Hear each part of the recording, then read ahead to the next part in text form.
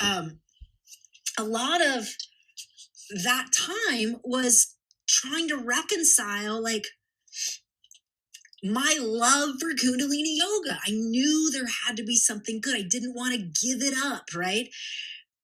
So I didn't think I had to. I was trying to find the best. And it was when all this broke open that I realized there's nothing for me to be reverent towards.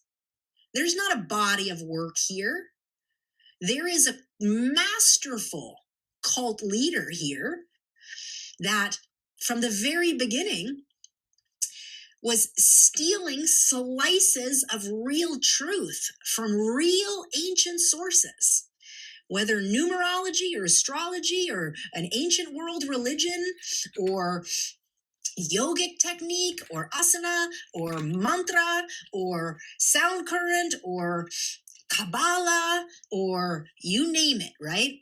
Vedic astrology or Ayurveda, all of it, amalgamating it into one thing and forming a new identity around it with white clothing, our special name of Khalsa, and all these other things that made us special. And when I started looking at the cult and the high demand group checklists that academics have looked up and then studied the children that were born in high demand groups, it was like reading myself on paper. I was like, it's just a formula. It doesn't matter the ideology, it doesn't matter the practices, the belief systems. There's a formula, a specialness. You have something to heal something to change humanity. And I felt like that was such a powerful hook, because if any of us ever leave and you go off into the world and then you hear a semblance of a real truth, whether it's Kabbalah or numerology or whatever, it brings you back to the nostalgia of our home upbringing, right? And thinking that there must be some real truth in it.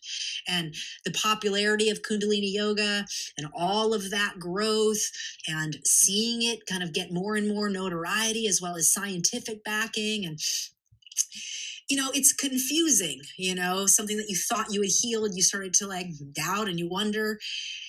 And watching it all break open, just for me, it confirmed my path so clearly. It confirmed listening to my own soul pulse more than my indoctrination.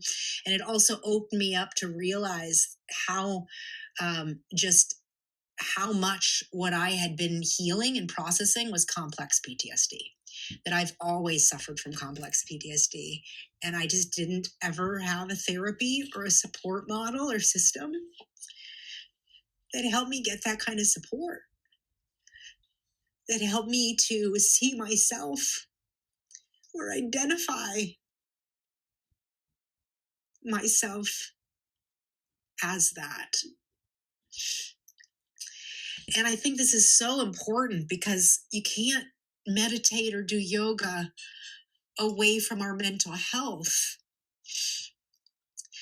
I do have to say that I am definitely my own best authority and my own best therapist, but it doesn't discount my need for a therapist and for support and help too. And so I'm so grateful for my path that I have navigated and learned to listen to my call within more than anybody else out externally, whether they're a healer, a chiropractor, a doctor, a numerologist, a guru. But at the same time, being able to see and identify with the symptoms and the impact of growing up with complex PTSD and early childhood trauma helped me to have more self-compassion. It helped me to slow down and just quiet that inner tyrant voice. That voice that just doesn't end, telling me that I'm worthless and nothing,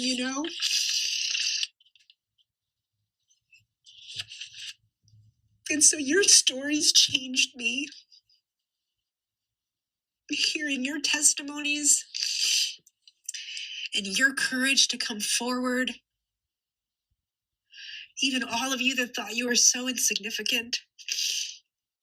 You woke me up to claiming my whole self, and to fully calling my spirit back to my body in full.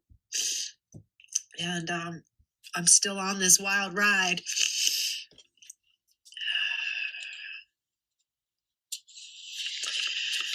But I'll say that it's given me a lot more compassion for myself. And it's why these podcasts help me so much. Because I learn as I listen to you. I think that's the most of my story here, at least in my 3HO story.